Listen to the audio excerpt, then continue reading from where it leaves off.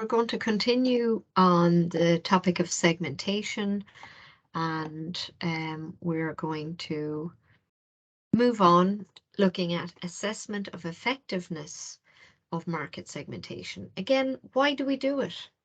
And how do we know that if we choose this segment, it's going to be a good one? So in that decision process, as we talked about before, we want to have measurability. So the basis that we choose to segment, the variable that we choose, needs to be we need to be able to measure it. So measurability means the degree to which a characteristic can be quantified. So pardon me for having abbreviations. So we also wanted to have accessibility. So this is the degree to which the organization can focus on the chosen segment using marketing methods. So can we get our products to them from our production line to their door? Can we communicate with them? And substantiality. So again, this goes back to profitability we talked about. It's the degree to which that segment, is it large enough to be worth considering for separate market cultivation? Why would we bother wasting all that time designing specific products for that segment if there's only 2 people actually going to buy something out of it? We're retooling a whole factory just for maybe a small number of people. So we need to know that it's going to be worth it. That's substantiality. So we have 5 criteria for successful segmentation. So it has to be effective. So the way we segment has to be effective. The bases we choose by which we divide up that market and make those segments. They have to be measurable. We have to choose characteristics that we can get stats on, that we can get measurement on. The segments themselves, the people within them, have to be accessible both for us to get our product to them and to be able to communicate with them, to let them know we have this awesome product that satisfies their needs. There is no point in having that product that is so awesome if we can't communicate that information to them. So actionable, that's something that's realistic and all that that entails, and profitable.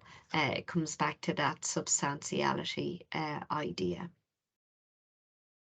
Now, we talked before STP, segmentation, targeting, positioning. That's the whole process, otherwise known as just target marketing. So we can split off target marketing into 4 strategies. So it's hard to read that center one. Let me change the color. Target marketing strategies. So undifferentiated, the post office and so on. A new invention coming out on the market.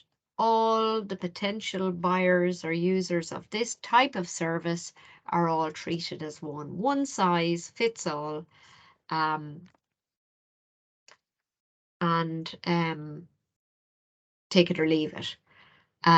Usually not a good idea for most products, because most products operate in a differentiated market.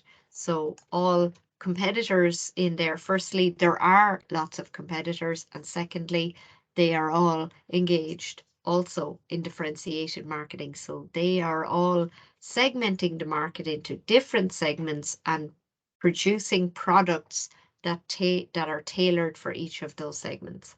So however they divide up their segments we may not have that information, we can deduce, but they are all engaged in some form of differentiated marketing where they segment, they target specific segments, and then they produce products tailored to those segments and position them accordingly.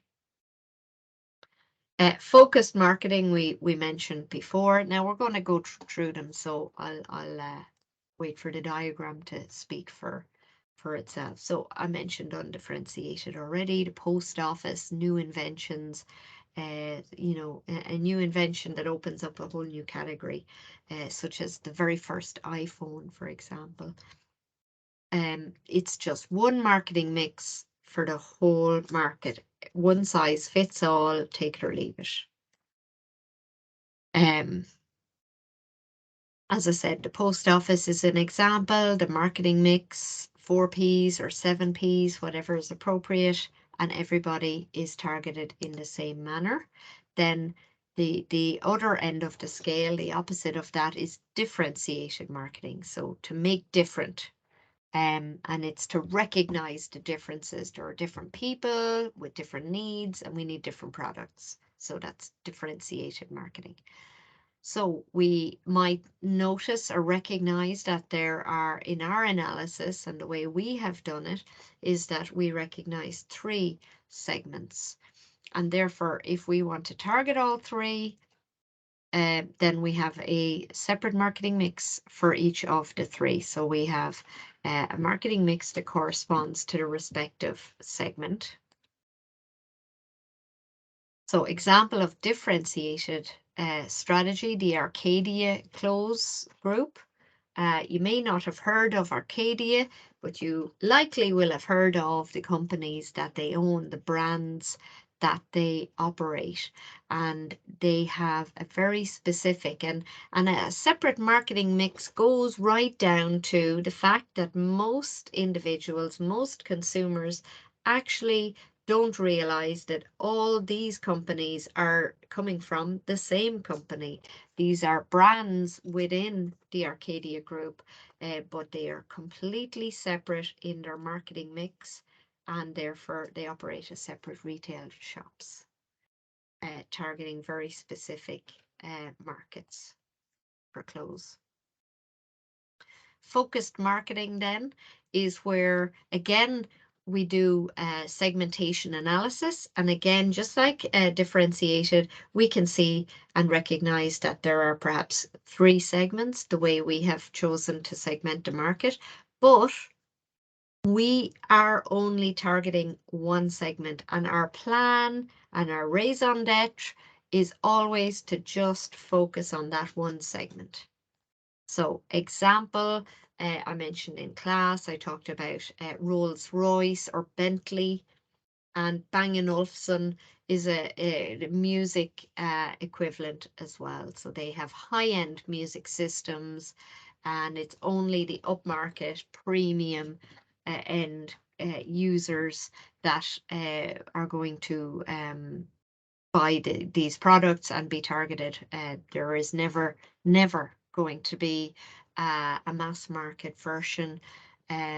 Bentley and Rolls-Royce will never produce a car to compete with Toyota for the family hatchback or SUV or whatever it is, because that will devalue their brand. So it is a very specific marketing strategy to just go after that one segment and never have a plan to expand outwards into other segments.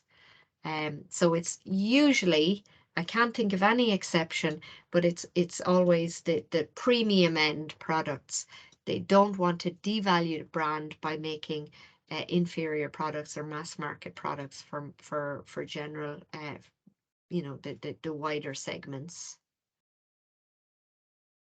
Customized marketing is a very different idea and more maybe perhaps modern idea, where each customer is treated as a separate segment and therefore has their own marketing mix. So that could be a price negotiation, a specific product. That's if we were selling yachts, perhaps the yacht would be built to your spec. No one else will have the exact yacht that you end up with, because it's going to be made to order, and it's going to suit your exact budget and all the rest of it. I can't fill in any more details. Unfortunately, I'm not in that sphere. But that's a classic example. So here we have, you know, business to business is more typical. And so here we have examples. So this is software and electronic systems supplier to businesses. They deal business to business, and they have individual customers such as Nissan, Bird's Eye, Heinz, Mercedes. You've heard of all those big, massive multinational companies in different diverse fields as well. And so each customer is getting a tailor-made product for them, and therefore it's separate price negotiation and how it's delivered and how we communicate. It's all individual. So that leads into segmenting industrial markets. So we had mentioned before, most of what we talk about in marketing is looking at and assuming we're talking about the private market, the consumer market. So individuals who are purchasing items for their own or household use and so on. But also we need to look at the industrial market, organizations, and what goes on in that side of things as well. So for segmentation, we can still segment industrial markets, and we would use obviously different bases for segmenting those markets. So we can look at locations. Geography still comes into it if that's a factor, depending on the products that we're selling. Customer size, so we might be selling nuts and bolts to all the mom and pop shops, DIY shops around the country, and we might also sell to IKEA in some of their furniture ranges. You might imagine that the amount of nuts and bolts that IKEA might buy from us far outweighs perhaps what all the little DIY shops combined might buy from us. So we could treat IKEA separately to those or all independent furniture makers, perhaps, sticking with the same line. Usage rates, we could it relates to customer size as well, just slightly different take on it. Industry classification, so if we're selling nuts and bolts, maybe we look at furniture makers in one segment, we look at or automotive parts, automotive industry for other parts, I don't know, something else. Insert other idea for nuts and bolts. DIY market, the general end users buying just a little box of nuts or bolts or whatever. And product use. So we could segment the market by what they do with their products rather than who they are.